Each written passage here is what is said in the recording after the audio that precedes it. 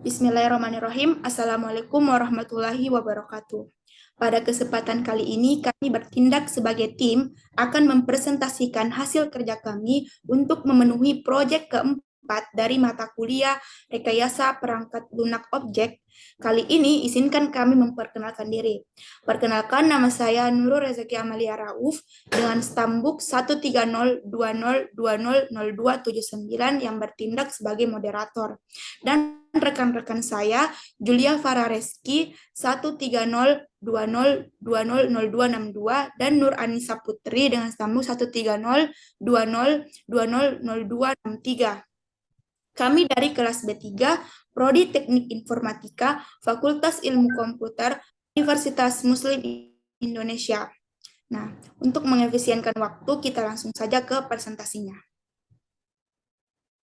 Nah, untuk soalnya di sini, membuat dokumen model analisis sesuai dengan langkah-langkah analisis menggunakan metode USDP atau Unified Software Development Process. Nah, untuk materinya saya serahkan kepada rekan saya. Pengertian USDP.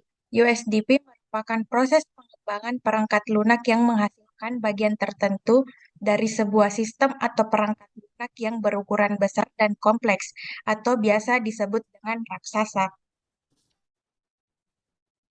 Di sini terdapat 4 fase utama dalam USDP. Yang pertama yaitu inception.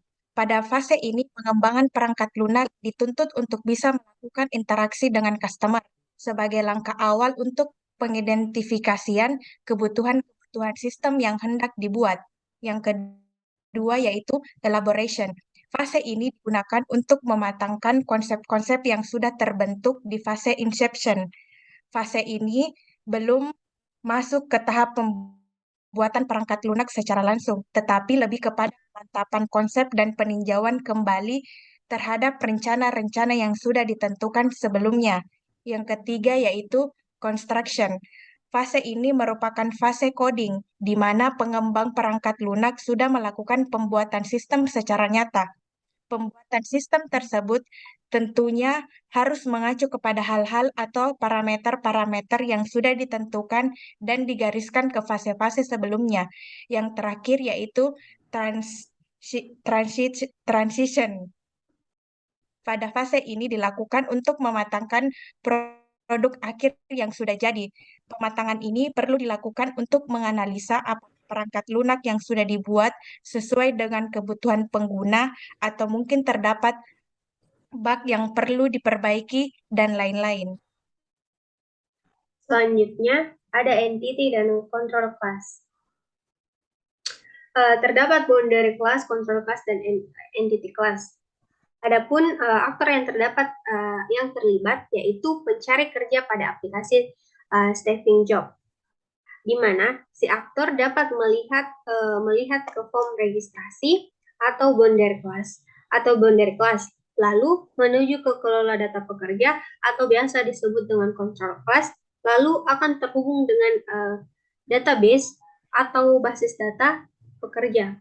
Nah, sama halnya dengan list pekerjaan, pencari kerja dari aplikasi staffing job dapat melihat list pekerjaan, kemudian menuju ke kelola data pekerjaan, dan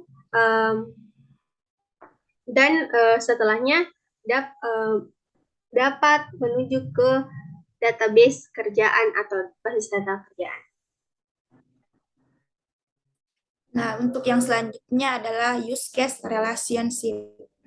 Nah, dapat dilihat pada gambar yang tertera, di mana di sini di lowongan pekerjaan itu meliputi kumpul data, kerja harian, bursa kerja, dan reseller. Nah, yang di mana pada diagram ini si aktor mencari pekerjaan atau cari pekerjaan.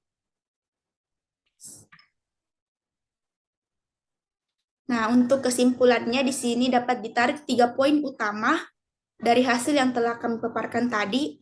Yang pertama yaitu USDP, merupakan proses pengembangan perangkat lunak yang menghasilkan bagian tertentu dari sebuah sistem atau perangkat lunak yang berukuran besar dan kompleks, atau bahkan raksasa.